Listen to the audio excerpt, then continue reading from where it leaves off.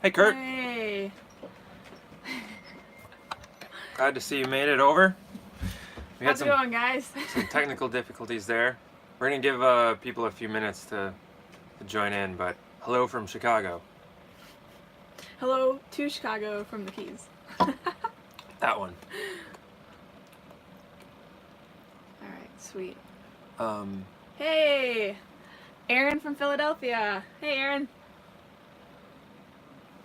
That's awesome. Cool. This is so exciting. This is our first live stream. So... Can you tell? Yeah. Oh my gosh. What's up, What do we Jordan got? and Randy? Hey, Jordan and Randy. I went through all this effort to create a scheduled live stream on YouTube, and then YouTube crashed on us. yeah, we went and tried to load it, and it said that streaming was unavailable. We're like, ah! Now we had to create a new event. So now we're just getting everything pulled up. And awesome. All right, so we got Judy from Hood River in Oregon. Awesome. Okay, cool. Hey, Mark. How's it going? Mark from Connecticut. Cool. So, what you drinking? I'm drinking lots of rum. I've had a very rough day. Oh, man. I've been climbing around in the bilge all day. Lauren's been sewing, and I have been upside down in the bilge. We currently have no bilge pump at the moment, and I actually had to leave the boat this afternoon for about an hour and a half with only the manual bilge pump. Operational. Operational, right. Yeah. So we had no electric bilge pump, and I don't know if it makes sense or not, but the manual bilge pump does not operate unless there is someone there to operate it. So, Sounds about right. So it was very scary. Okay, so why did that all happen, though? What was the impetus for the bilge all of a sudden not working, or the bilge pump not working? Do you remember? Yeah. So, like most boat projects go, this one just completely spiraled out of control. Yeah. It started with, I was wiring up a new knot meter, a little paddle wheel, and so I wanted to clean up all of the wiring in the bilge, and then I started kind of pulling on wires, and I decided to reroute them, and all of a sudden our bilge pump wiring just completely disconnected. And we knew it was really bad. We've had like a little task to rewire our bilge pump for a long time, and so this was just the time to do it because the wiring came undone. We have probably, here, move. Ah. Oh, Judy, I'm putting my 21-foot sailboat in at St. Croix River to go down to the Gulf of Mexico in September. What one food did you live on? Oh, that's a good question. Sure, we'll hit that real quick. One food on the river trip? Nah, no, totally not. I mean, there's grocery stores everywhere. You can get food pretty much whenever you want, wherever you want. And on the river trip, most of the marinas have courtesy cars. Yes. So it's super easy to jump in a car and go run to a grocery store.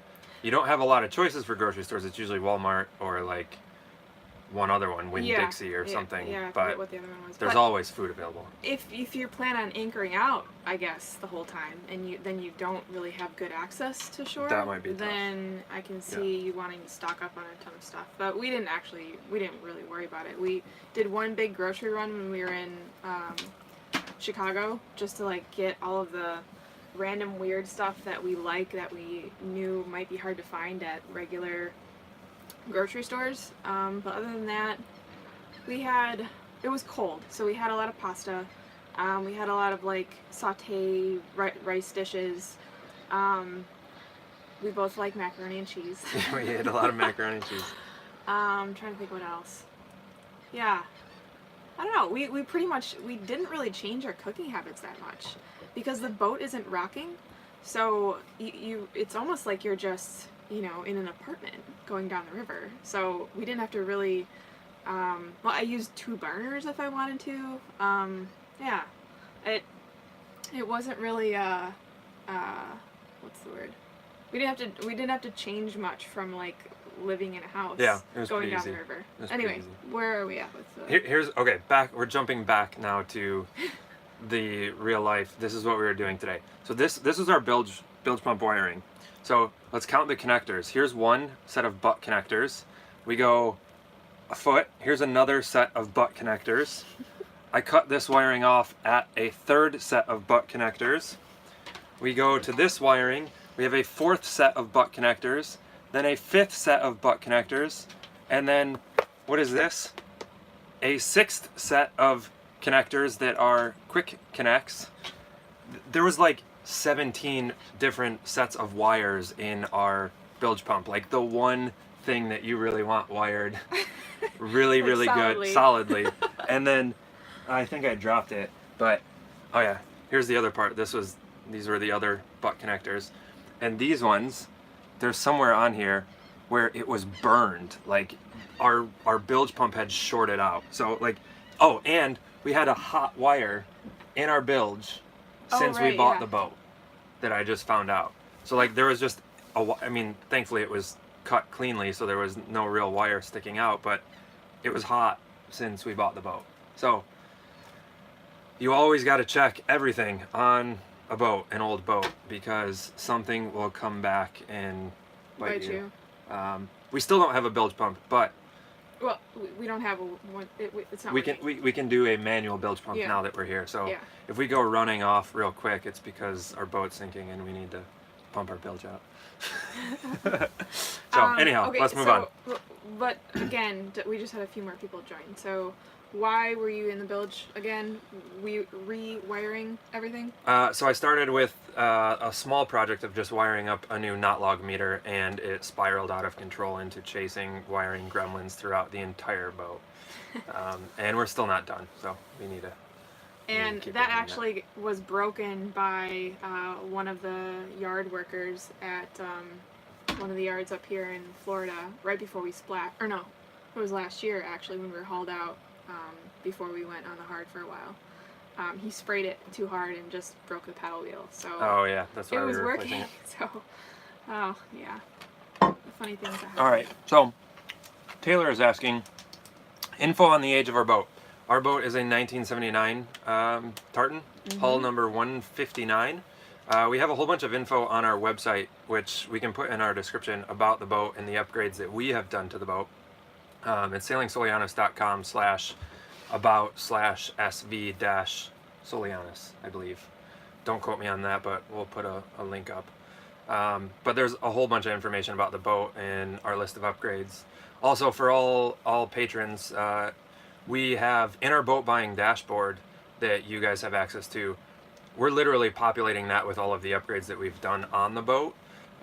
So it's actual like real data. It's like we still use the boat buying dashboard. So all of the upgrades that we've done are in there. Also on that about page, there's a link to all of the upgrades that we've done.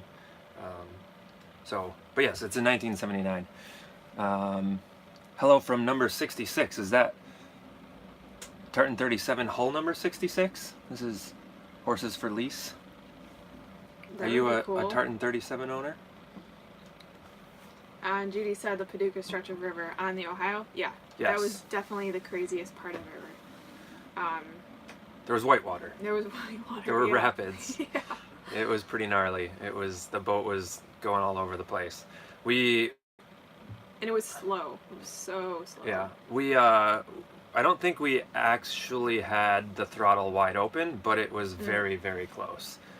So we were, if the current was any higher, we were not going to be moving forward, which was kind of a little bit nerve-wracking and scary. But I mean, we had a knot and a half, so like we heard on the radio a couple times the dam operators talking to boats, trying to figure out the best way like to steer them through the river, because the Ohio is so wide, and the dam operators have sometimes a good idea of where the best part of the river is to navigate to get through. certain stretches that are really, really strong. The current is strong. And I think one of the operators, he was like, so how many horse do you have on your boat? And Oh yeah, he was getting us like, confused with the other one. 15 or 20 or something, and both Kirk and I looked at each other like, oh my Holy god. cow. Yeah. Oh, They must have been really struggling. Yeah, definitely. Clay, awesome. Clay, I put 2 and 2 together here. Nice to see you on YouTube. Oh, hey. How's it Doug going? Neal, hi from Michigan. Love your videos. Curious, is it difficult to keep the centerboard clean when sailing in saltwater? Centerboard. We should talk about that because I have a few questions about the centerboard. Let's talk a little bit about the centerboard. We actually just repainted. So when we were in the boatyard, we totally sanded and stripped all the way back down to gel coat the centerboard as well. Unfortunately, we weren't able to get copper coat on the centerboard because we were only able to hang in the slings for 48-ish hours before we were going to be put into the water. And copper coat needs like 4 days to really apply barrier coat and copper coat. And you're just pushing it, trying to get that on because you've got certain, the barrier coat needs to last 4 hours, and you're doing 4 coats of that, and then each coat of copper coat, you need a half hour in between that, and then it needs 48 hours to dry. Minimum. Completely. Yeah. Because copper coat is actually water soluble, which is interesting. We're putting a paint on the bottom of our boat, which water will dissolve if it hasn't cured properly. Yeah. So that was interesting on its own. But the centerboard, we just put Pettit hydro coat, which was what was on the whole boat before we came down. When we bought it, that's what was on it. Right, down to saltwater. So it has brand new paint on it. We have not. We used it, didn't we? Oh man, we put it down like for a minute. We put it down for a little bit in Port Charlotte, I think. Yeah. But it's basically just been up inside the trunk. And the thing is, with saltwater, most of the growth comes from when the hull is exposed to sunlight. So if you're in really clear water, things grow a little bit better, like up near the surface. And so when it's all up inside the trunk, things grow a little bit slower. Needless to say, when I looked, we just cleaned the hull 2 weeks ago, and the copper coat was immaculate. There was like just the tiniest little peach fuzz on it, and there were no barnacles, nothing. We scrubbed it with a little 3M thing, and when I looked up inside of the trunk, I didn't see any growth there either. So I think the jury's still out, but as of right now, it's not that difficult to keep it clean. Yeah, I mean, so we've been in saltwater for when did we splash? A year. I mean, well. No, like with the copper coat. Oh, for a month and a half. When, I don't know, when did we splash? February sometime. It was the end of February, I think. Was it? I don't even remember. Yeah, so it's been about 6 weeks we've been in saltwater, so I don't really know how long it. I mean, oh my gosh, the growth that came when we got into saltwater with the hydro coat on last season, it was crazy. It was like a rainforest. Well, not a rainforest, but a forest. Anyway. Yeah, there was a lot of growth. Yeah. So, I guess, definitely the jury's out, but 6 weeks, and we took it out to the reef, and man, there was like literally nothing on it. Like I ran my hand over it, and it was like smooth as a baby's bottom. It really, like we had just painted it, and we. I don't know. I was over the moon. It was like one of those things, like, because boat projects, they're difficult, they're hard, and you don't ever really expect things to go right. And when our bottom paint is just, there's nothing on it, it's like a miracle. It's like magic. And there's no growth on it. Yeah. When there's paint. So we'll see if that holds true, and if, like Copper Coat USA says, all you have to do is just take like a soft sponge and just wipe it off every, I don't know, month or something. Yeah, whenever. So.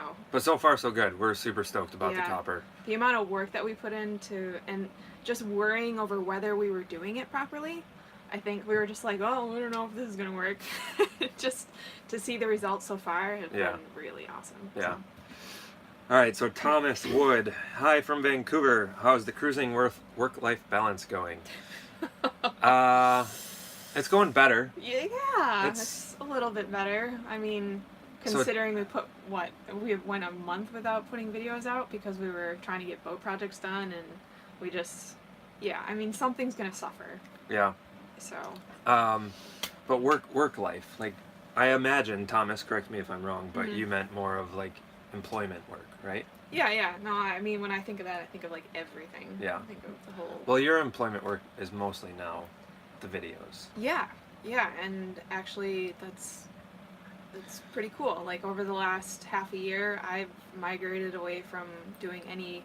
I used to edit real estate photography remotely, and I'm not doing that anymore as of the last couple months. So Yeah, that's slowed down a lot. I have slowed down my work a little bit. It's partly because of a lull in our business. A lot of our large clients are kind of sleepy right now. We've just finished a very large development project. Website development? Yeah, website development. So I had a very good conversation with my partner in Chicago and told him that I'm going to the Bahamas and there's going to be days and maybe not weeks, but multiple days where I'm not going to be available. And he was mostly okay with that. So I think we're going to finally get what we really want here for a little while, which is like just sort of untethering ourselves from reality or the real world or something, which is what we've been looking for a long time. So we're in a good position to be able to do it, and I'm really kind of excited. We still like today's what, Wednesday? Yeah. Yeah. So I spent maybe 2 hours working today. Yesterday I spent probably 2 hours working, and Monday I didn't really do anything. And that's not been typical for me as far as like employment goes. That's not been typical for me for a long time. Tomorrow I've got a few hours of like work to do, and then Friday I probably have a few things to do because we're hoping to hop over to the Bahamas early next week. So I'm kind of like front loading a few things that I have to do at the end of this week. So I'm really looking forward to being able to slow down the employment stuff for a little while. But it's yeah, a little. I mean, it'll be like a couple months. Yeah. It's nothing. Yeah. Oh yeah, definitely a lot of Oregon. Yeah, Robert from Oregon, Portland. How you doing, Robert? What did you say, Robert? Robert Kraus. Judy says, are there any other sketchy river that wasn't caught on camera? Yes. Well, it didn't look that sketchy, but the Illinois, or was it the Illinois? Are you talking about the shipping canal? Yeah, the very first part. Yeah. I don't know. It depends on where you're coming from. But if you go through the under the Skyway, what is that? The Calumet River. Yep. Right before it links up right with the before Illinois. the Chicago Sanitary and Ship Canal. Yeah. It's very, very narrow. It's all seawalled, and there's a few spots like turning basins for barges. But a lot of times the barges are like rafted off each other, so it makes the already narrow channel even narrower. Yeah. And there's pretty quick current through there. If you haven't been in a river on your boat before, that's like your first experience of feeling your boat being just like sucked downstream. Yeah. And it's not as strong as it is down on the Mississippi by any means, but because it's so narrow, it feels very fast.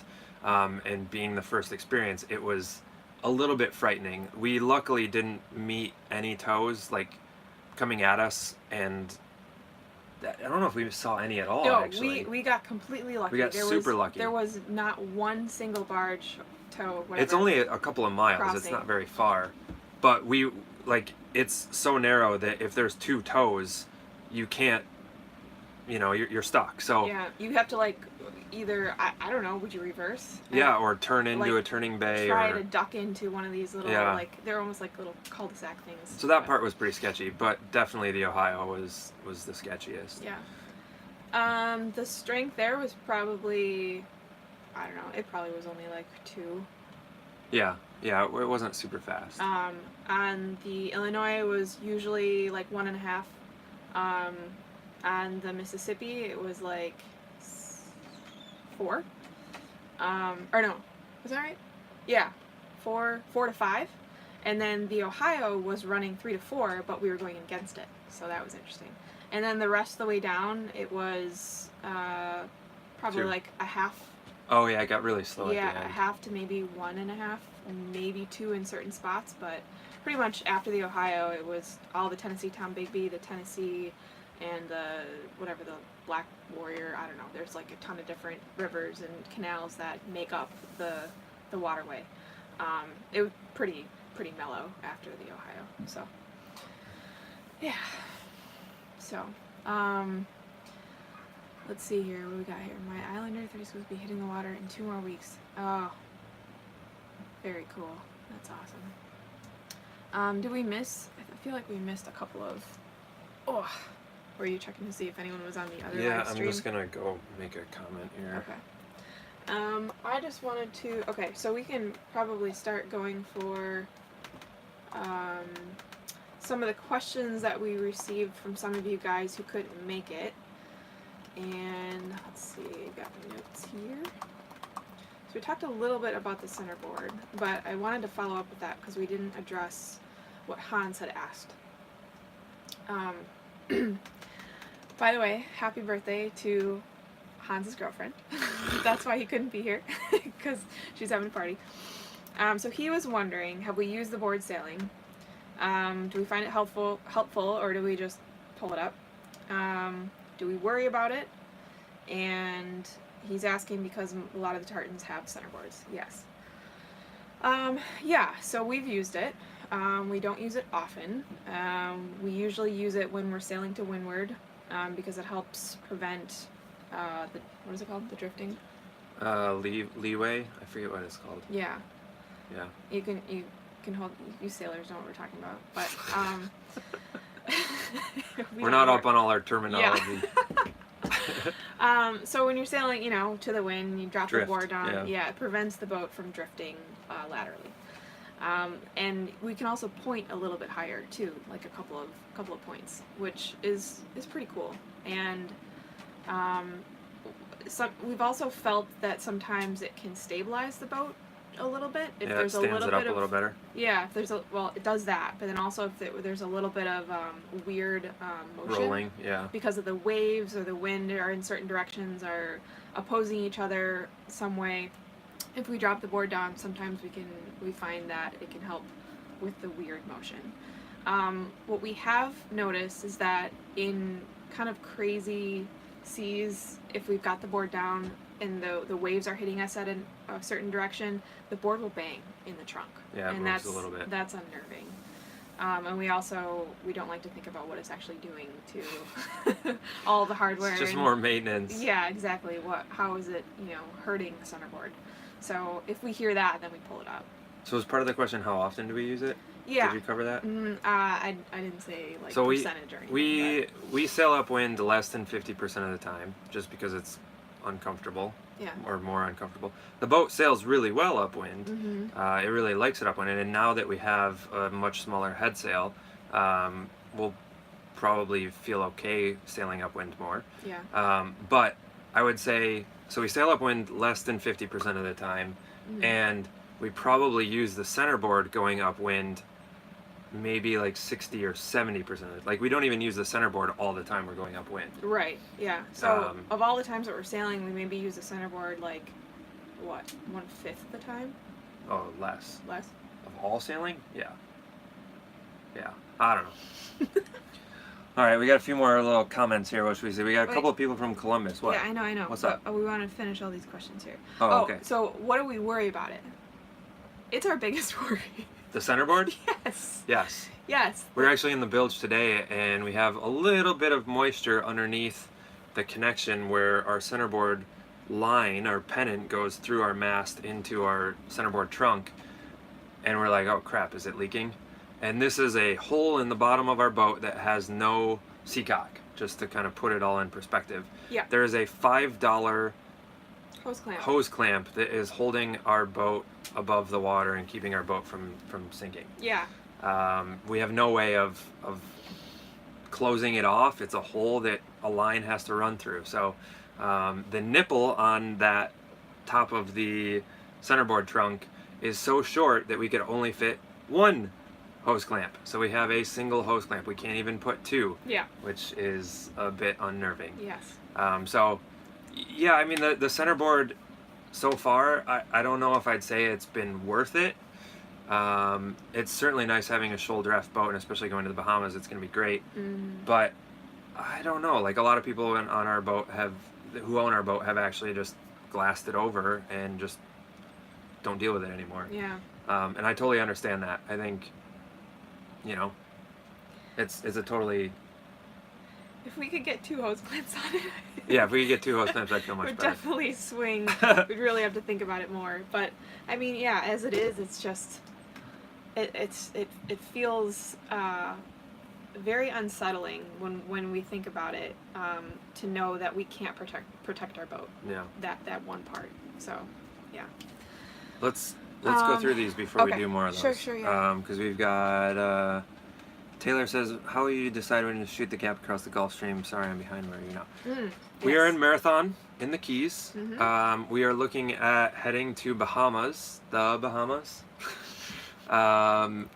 in like 5 days. Yeah, Monday or Tuesday. Yeah, depending on the weather window. We have a time crunch now because my sister. Whoa! Oh, What? okay.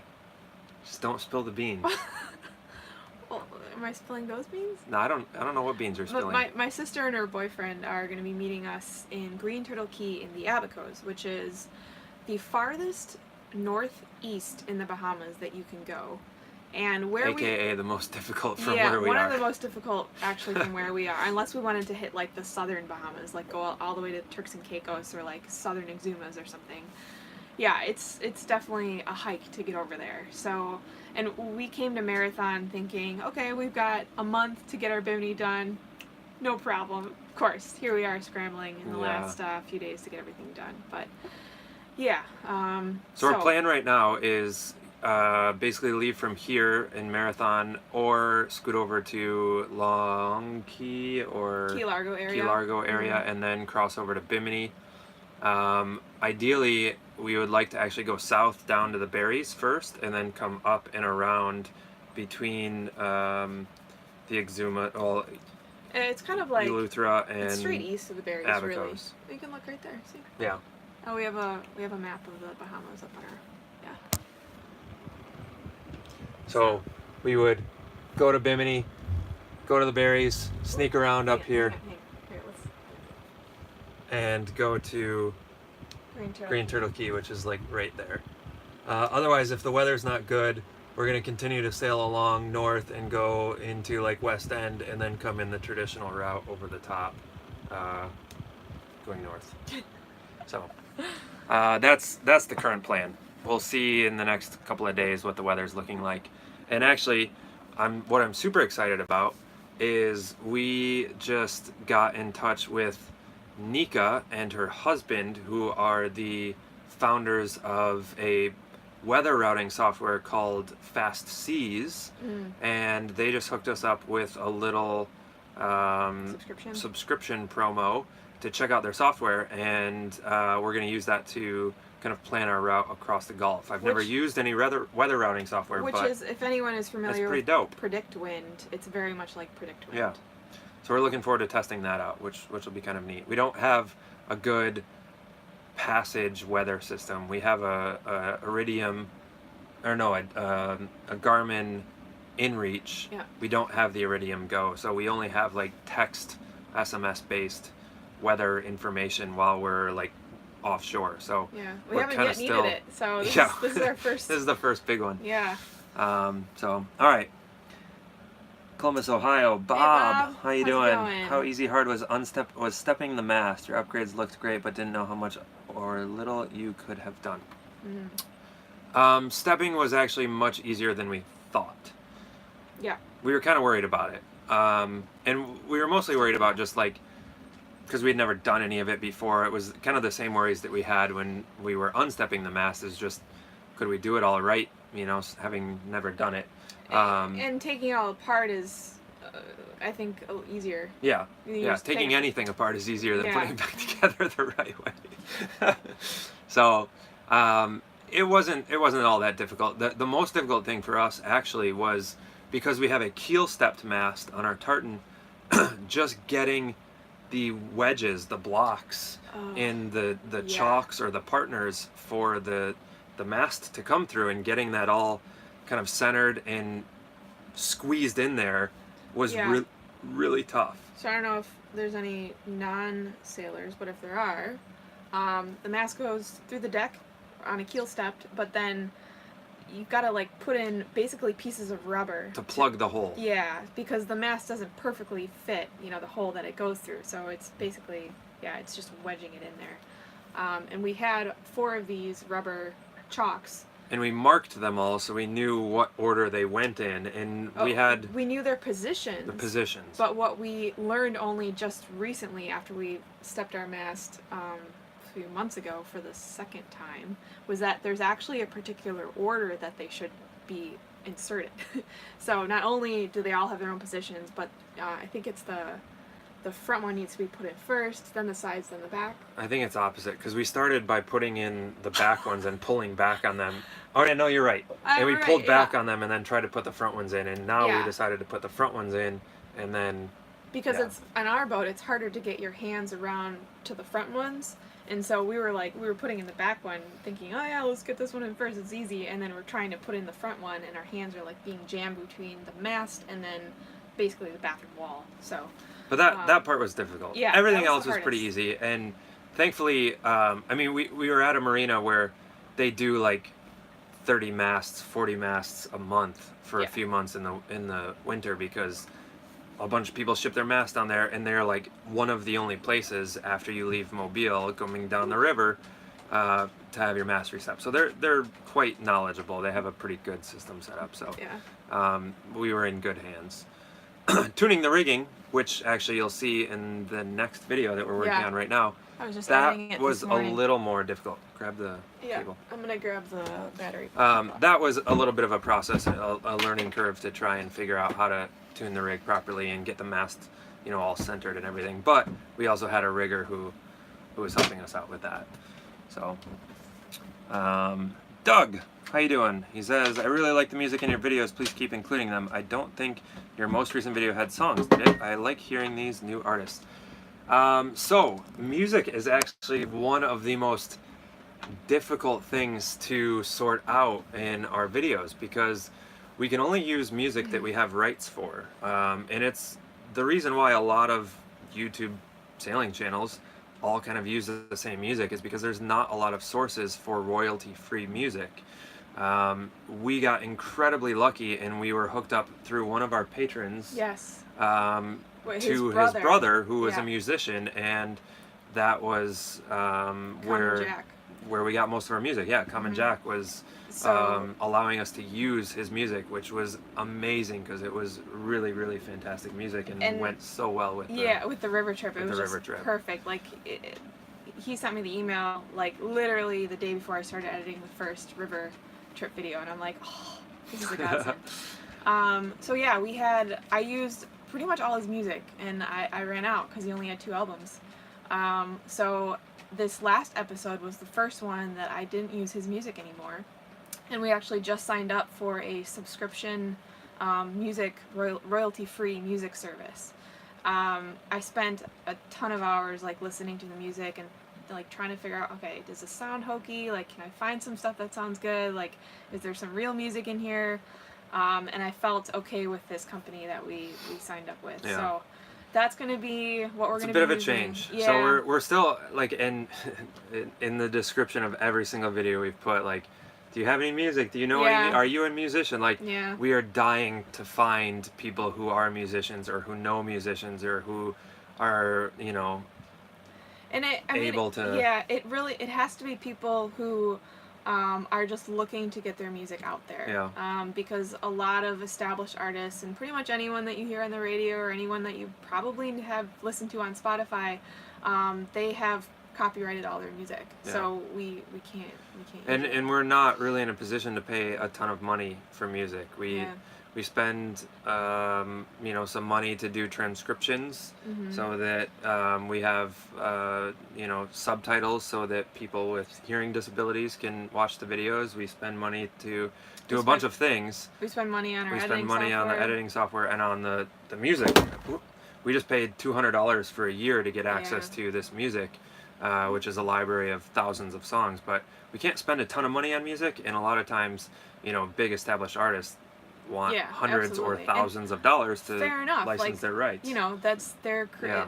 they're doing the same thing we are. They're making, you know, creative products. So it's got to be a good, a nice mix of someone who's kind of looking to get their music out there, and you know, where we can't really pay a lot. So Yeah. it just worked really, really nicely with Common Jack, and we were super stoked because we really liked his music. Yeah. So we're hoping we can find some more people like that. Oh, and I actually do have 2 songs that I'm waiting to use that someone we had met last year in Fort Myers.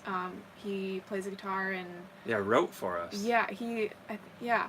He said he wrote the songs for us. Yeah, which was really, really and cool. they were like about the sea, and all of our videos at that point were in Lake Michigan. So Yeah. I was like, I'm gonna stash these away for later.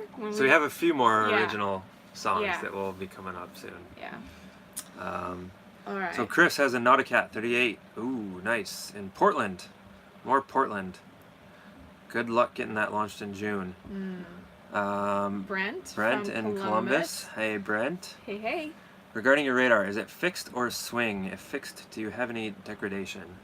We haven't used our radar enough to answer probably any of those questions. Someone else asked us, I think, if it was fixed or if it was. Do you know? It's fixed. It's on a post. It's just I on thought maybe the back. it I has don't to know. do Maybe I'm. Bob, let us know if I'm misinterpreting. We're maybe not technical enough to even know, but we just have the radar mounted on the pole on the back of the boat. There's no like gyroscope or like what's that called with the camera? Gimbal or anything. Gimbal. It's just mounted on the post, and That's what I'm wondering. Does it happen internally? yeah, I don't know. I'm not sure. Let us know if it's something that does, if radars do internally, and we'll figure out the model that we have, and we can post that. And so Chris is also wondering how often you use it. The radar. Yeah. We used it on the river a couple of times because there were a few mornings where it was very foggy. Thanks, Stuart. He said yes, it's internal. Okay. Yeah, so we'll have to look up look up the specs. We leave it on and standby, so it's not actually like Doing its thing. Yeah, what's it called? Transmitting. But by default, when we turn on our navigation instruments, it's set up to go into standby mode, which is just to like reduce the amount of energy it uses because it's pretty energy intensive.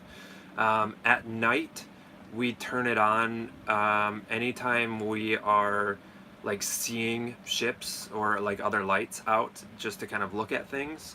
Which means we've actually done that how many times? Probably, well, every night. Every night crossing that we've done, I've turned it on. Oh, okay. We don't leave it on. Right. But we'll Flick turn it it on, on and kind of check things and then turn it off. Yeah. But we honestly, so if we used our centerboard 40% of the time that we sail, we use upwind? Sure. We use our radar maybe 10% of the time. Yeah.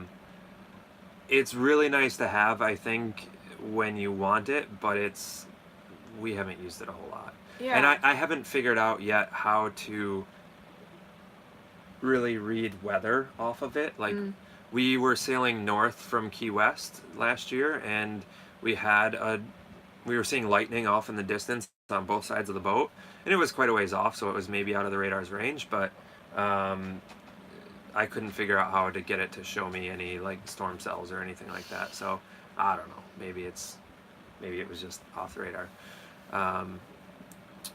So let's go through some more here. Okay, so Nick from Glen Arbor. Yeah. Hey, Nick. Love how's the it videos. going?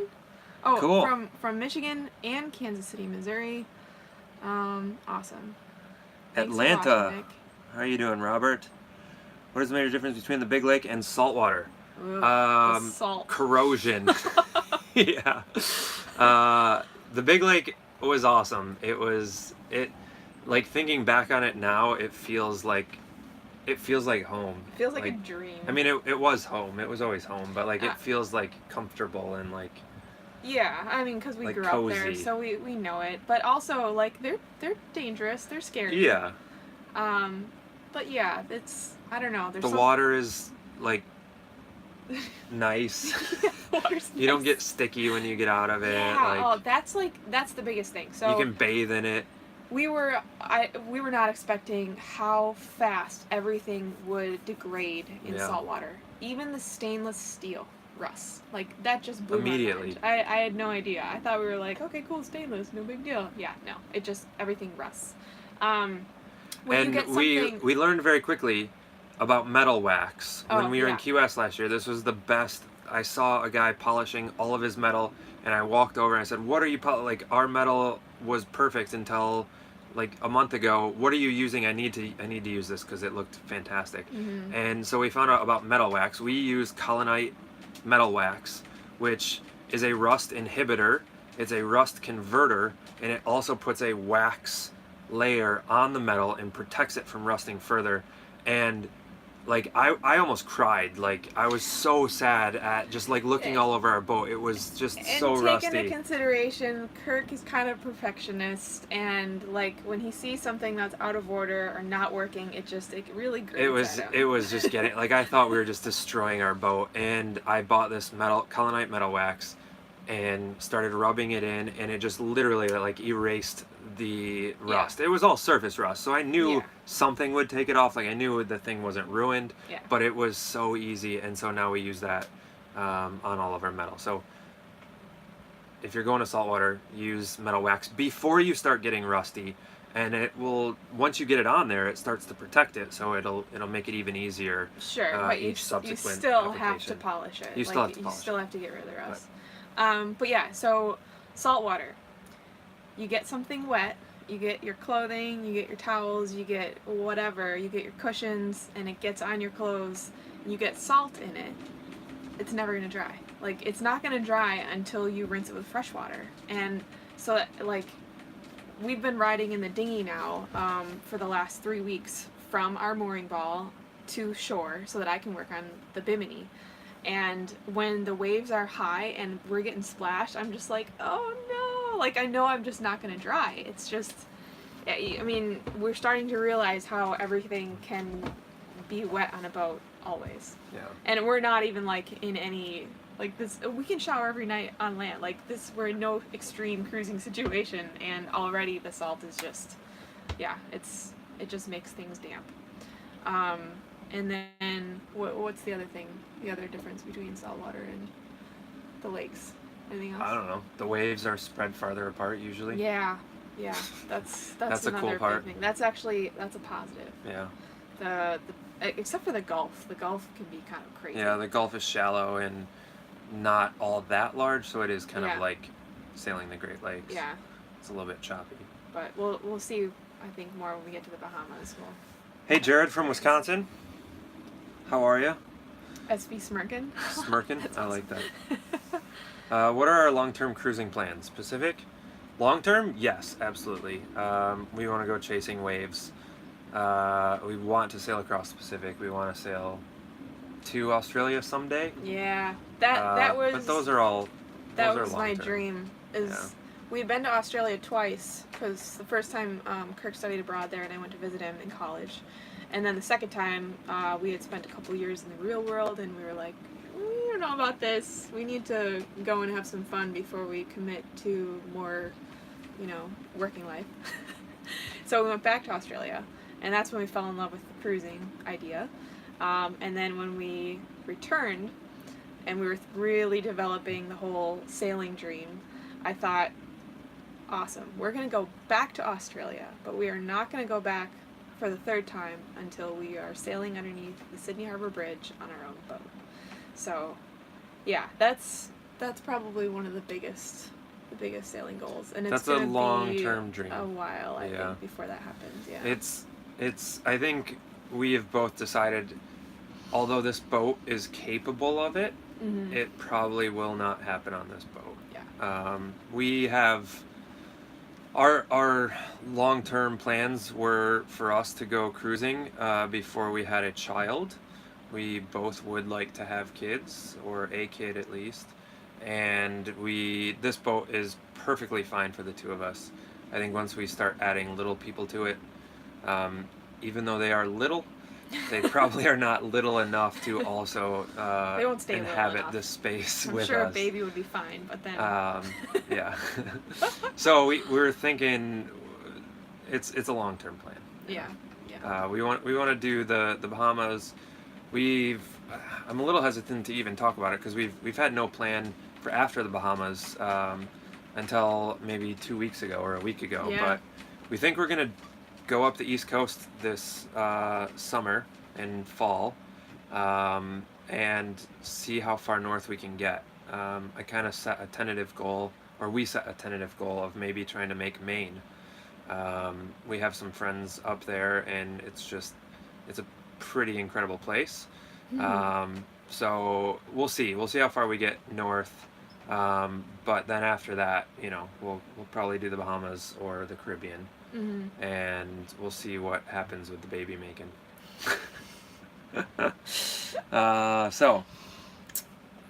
Where are we? Bob, upping my patron sponsorship. Thank you, Bob. That's Thanks, very Bob. sweet. Yeah. Out of Nassau, assuming case, end of April. Oh, nice. Do we have AIS?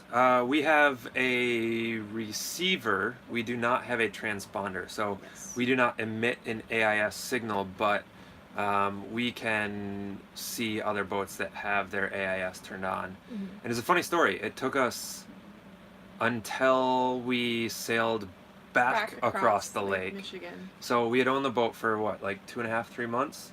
No, 2 months. 2 We months? bought in July, and then we took our trip in August. We sailed all the way. We did a bunch of days.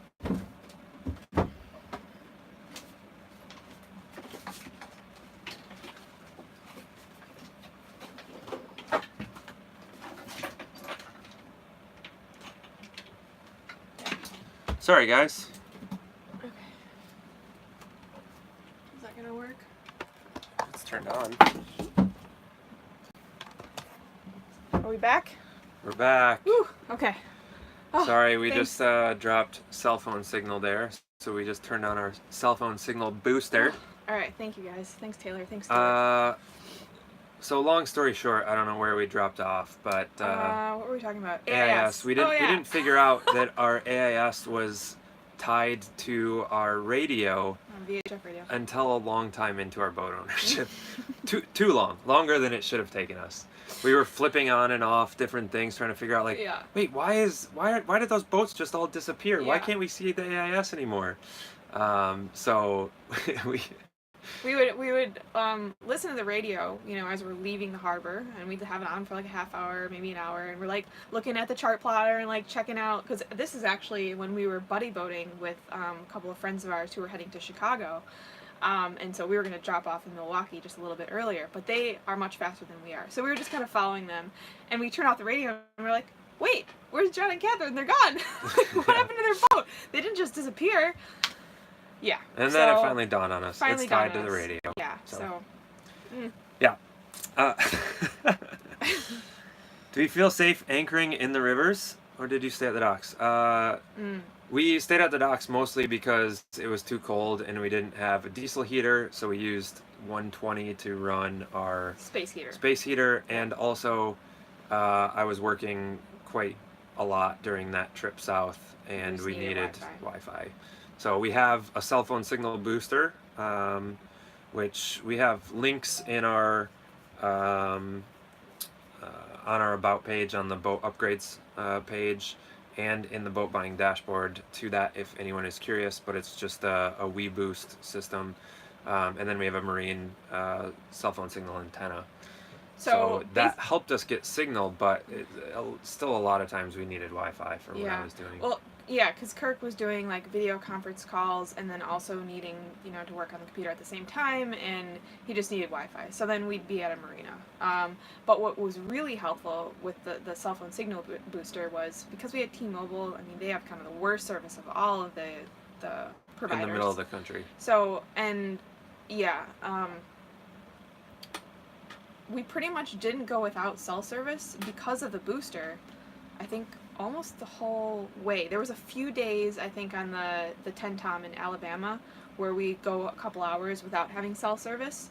But otherwise, that booster was awesome. It usually gave us another couple of bars, or it gave us service when we wouldn't have had it. So that meant Kirk could still work, like, you know, on call 9 to 5 whenever he needed to, but we just had to be at a marina usually when he did a conference call for Wi-Fi. Yeah. If we had time before we left on the river trip,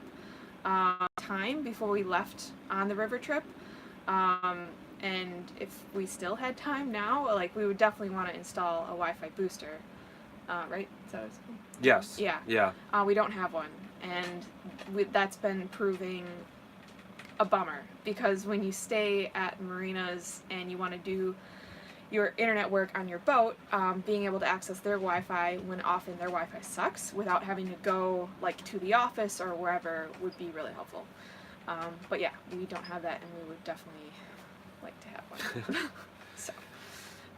So Nick says, do we always anchor at night? Did we answer that? Yeah, that's Okay. what we were just talking about. Okay. Well, we felt safe, I think, once we got over the whole idea of anchoring in a river. Yeah. Because it was some of the first anchoring that we had ever done. It wasn't like we had anchored tons of times in Lake Michigan. Yeah, we'd before we only left anchored the trip. 3 times, maybe 4 Yeah. times. So anchoring was new, and then anchoring in a current was new. And I think after the first couple nights, we worked out our system, and we Mhm. started to feel more comfortable. And we were definitely worried about anchoring on the Ohio, because there's one, like, unless you have a powerboat and you can just power through the Ohio in one day, you have to stay one night on the Ohio, and there's no anchorages. You just anchor You're on the side of the river. Yeah. And we were in a lot of current on the Ohio. It was flood stage, so all the dams were down. So we were just driving over the wicket dams. Yeah. So it was flowing like 2.5 knots. So that was the most that we had anchored it, and we were right in the current. I mean, we were off to the side of the river, but it was still. Yeah. Like, there was a tiny little, like, I don't know, a little bit of a bump out in the river. So we kind of like scooted in there a little bit, but I mean, we're still on the river. Yeah. So we dropped the anchor, and we're like, okay, I think we're holding, and we kind of like looked out, and we're like, okay, I think this is all right, and I think we actually did get sleep that night. So, I think we actually slept pretty well. It was okay. Surprisingly. You know, you do it a few times and you get used to it. So the anchoring at night, or have we ever sailed at night? So on the river, we never traveled at night. We always went off to a marina or anchored. That was like one of the biggest things we were told, that we read and we were told, don't go at night. Yeah. It's just, there's too much risk. There's too much crap in the water. You can't see it. The tows will sometimes travel at night, and they can't see you. They're very far away from the front of their barges. So, and they're quiet. They are insane. At the bow. At the bow. So at the stern, they're very loud. Yeah, But at the bow, they're quiet. So and they sneak up on there's you. hundreds of feet in between the bow and, you know, where the captain's operating. Yeah, So it's eerily quiet at the bow. yes, it's just like a shh. But prior to the river and after the river, yes, we've made, I don't know, 7 or 8 overnight crossings. Oh yeah. We've never sailed more than just overnight. So we've left in the morning, sailed all day, sailed all night, sailed most of the next day, but we've never done 2 nights. So I think the longest overnight. has been 36 hours. Yeah. That's so that our longest was passage. Yeah. St. Joe to Clearwater. It's basically the farthest east in the Panhandle you can get in Florida, and then Clearwater. And that was about 210 miles that we sailed. So, so when you are out in the open water, there's usually not a place to anchor. Strangely enough, we actually did anchor out in the middle of nowhere on our way down to Marathon this year. In the middle of the Gulf of Mexico. In the middle of the Gulf of Mexico. We could not see land anywhere, but we had just snagged 3 crab pots all at once, and the sun was still not up yet. It was like 2 hours away, maybe. Yeah, we were just exhausted, and we didn't want to hit any more crab pots. So we were in 12 feet of water. We just threw out the anchor. Just it was waited weird. until the sun came up, because we were sick of running over crab pots. It was kind of funny because Jordan and Randy from Learning the Lines, I don't know if anybody has watched their videos, but they left from the same boatyard that we were in on the west coast of Florida and made a passage to the Keys. Basically did the same trip we did just a few months earlier. And they told us that they stopped and just anchored in the Gulf. We were like, what weirdos? Yeah, we were what are like, you doing? What? How could they do that? Like, what about the wave? What about the waves? Like, wasn't it like a horrible sleeping and of course. And then we did the same thing. We're like just dead. And we're like, okay, we're throwing out the anchor. Yeah, screw Can't this. Be that bad. We're done they for did it. tonight. So thanks, guys. And it worked. Yeah. So thanks for letting us know it's a thing you can do. It's a thing you can do. Yeah. All right. Sweet. I think we're near the end. What's the Wi-Fi setup? Oh. Right now we're running off of my cell phone, and we have a cell phone signal booster that we were just talking about earlier to a marine antenna. We don't have a Wi-Fi booster or a Wi-Fi antenna on the boat, so that's kind of like stage 2 of our communications setup. Is I'd like to get an internal kind of network where we have the cell phone signal booster with a SIM card that will fail, well, a Wi-Fi signal, a Wi-Fi antenna, a Wi-Fi signal and booster that will fail over to cell phone automatically when the Wi-Fi drops out. But we haven't needed that yet. We've found most of the Wi-Fi networks are not all that good. An antenna would help, but Hi, Judy. Thanks mostly for joining. cell phone's been better. So. Okay, so we just have a few questions from people who couldn't be here, and we probably should wrap it. We gotta make dinner yet. Okay. Composting toilet. Robert. He had just recently bought a T37 in Georgian Bay in Ontario. So congrats on your purchase. That's awesome. Composting toilet. You want to check that one? We have a blog post that will be coming out shortly to kind of summarize our thought process behind converting to the composter. So we won't go into a ton of detail, but keep an eye out for that. For the most part, we're happy. Dealing with human waste sucks no matter what you do. Yep. There's no good way to deal with it, so it all kind of depends on what you're up for. We've found the composter has worked really well for us. Last year especially, because we were in marinas quite a lot last year. So we didn't use it a ton, and when we did, it was great, and it was easy to clean and to empty. And if we were doing a lot of long open ocean passages, like having a toilet that we could just pump straight out over would be great. But it's just like storing human waste inside of liquid and like using the most precious thing that you have on your boat, like fresh water, to flush your toilet. Or if you use salt water, then it smells horribly. Like it's not a really logically intelligent idea, I guess. I don't know. It's easy to use a flush toilet. But it takes up so much space, and there's so many things that can go wrong with it. Right. And that's what happened with us. Is we had a crossing that was really rough, and we had nasty water coming out of our toilet. So we said we're switching to composter. So. Yeah.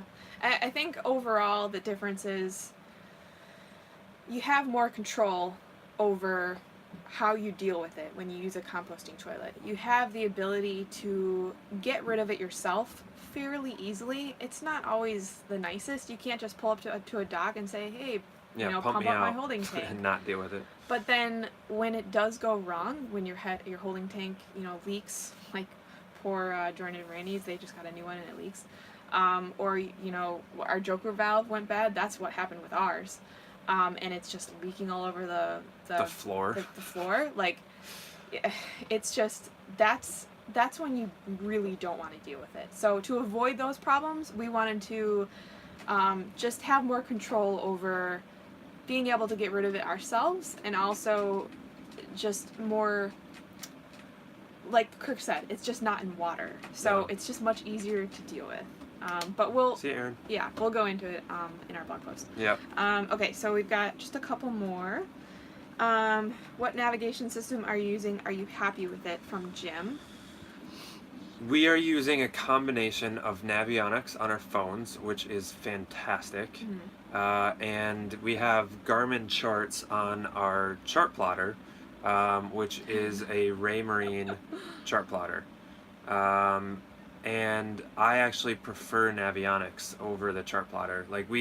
One of the cool things about our boat when we bought it was they had just upgraded this really awesome, like all the electronics were just the upgraded. nav pod. So the nav pod. So there's like this huge 9-inch touchscreen with all these little bells and whistles, which does suck a lot of energy. which uses a ton of energy, and it's really nice. It's nice to have, but I actually really prefer the charting of Navionics. That is going to be the way of the future. And if I bought a new boat today that had no chart plotter and no electronics, we would pick up an iPad and have a mount, and it would be perfect. So we're leaning heavily in the Thanks, iOS. Bob. Towards the iOS. Okay, and so he also was wondering how many days did it take to reach Mobile Bay after we entered the Tom Bigby waterway? Yeah, I don't remember from the Tom Bigby. I want to say 2 weeks, I think. Yeah, that sounds about right. Give or take a few days, and that was all travel days. So I think it took us a little bit longer.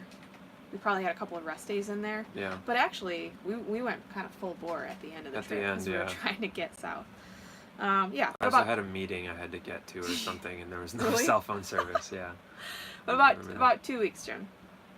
All right, so we have iNavX. Yeah, I downloaded that early on, like right after we bought the boat, and it was not good at all in the Great Lakes. But maybe we'll have to check it out down in the Caribbean. Simon, who is in the UK, who is sleeping right now, he's wondering if we keep a log on board. We do? Yes, we do. It's changed because we started keeping track of our sails on the lake, and that was more sailing oriented. And then when we went to the river, all of the information changed. It was all engine related. Yeah, it was all maintenance related. Yeah. How long were we running the engine? How much did we pay on our fuel fuel did we ups? use? Yeah. When did we change the oil? How much oil did we put in? All of that stuff. So. Yeah. And then now, when we're doing short little sails or we're just doing short motors, it's kind of like that. Like we write down all of our engine stuff and then generally what happened with the sail. But then we'll use like a whole page when we're doing like crossing. And so then we'll make like notes on what the weather is like and how the swell was and like all that sort of stuff. So yeah, it's just a notebook. It's not like an official. I looked for a long time I spent way too much time looking, trying to find a cruising like log book, and nothing that I found really worked. And so many people I saw like on Facebook, the sailing and cruising, they're like, oh, I just use a notebook and I write down what I want to write down and the stuff that you should write down, times and locations and all that. But that's worked well. All right, so lastly, Taylor is considering charter in the Bahamas. I'm assuming this is Taylor Miller. In the Exumas or the Abacos. Yes. So yes, we haven't gotten there yet, obviously. But yeah, we will definitely let you know how things go. And we're definitely looking forward to our shoal draft in the Bahamas. Of course, it's not as good as a catamaran, where you can beach your boat.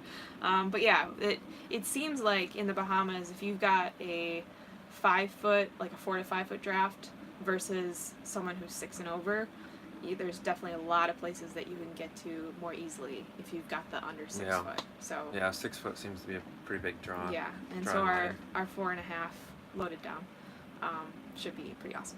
Yeah. Yeah. Sweet. Well, anybody else have any other questions or anything? Yeah. Last call. Otherwise, I'm gonna climb back into the bilge. And I'm gonna get to work on our next episode. I worked for a couple hours this morning, and then I had to get into shore to do some more sewing on the bimini, because we can actually only work on it during normal business hours because they close the workroom here in Marathon. So I've got from 9 to 5 every day to go in there. So yeah, cool. But this has been fun. Yeah. We haven't done one of these before. Yeah. We have been doing the virtual happy hour, which is really cool when we have a small group of people. It gets a little hectic after more than a handful of people, everybody kind of trying to talk at once and things. So we'll have to try and do a few more of these as we get off into the Bahamas and then maybe up the East Coast. And we're looking forward to finally. We're cruisers now. We weren't cruisers last year, but we're now feeling like it. So we've got a lot of video content to crank out. We've just switched to Final Cut Pro with the last episode, so we learned a ton really fast in the last episode. But we think it's going to help us edit a lot faster going forward. It's much easier on the computer. There's a few other kind of neat efficiency gains just in terms of process and workflow. And with the the little bit less work that both of us are taking on, we're hoping we can start catching up on our timeline here. Yeah, like we've been saying that we want to do for like the last year. So yeah. Well, thank you guys. Thank you so everyone. much for your support. Yeah. Like you are the reason why I'm not doing those real estate photo editing anymore. Like this is awesome. Super cool. So freaking cool. All right. Well, everyone have a lovely evening, and look forward to doing this again sometime. Yeah. Cheers, and don't panic. Don't panic. Yes. Bye, guys.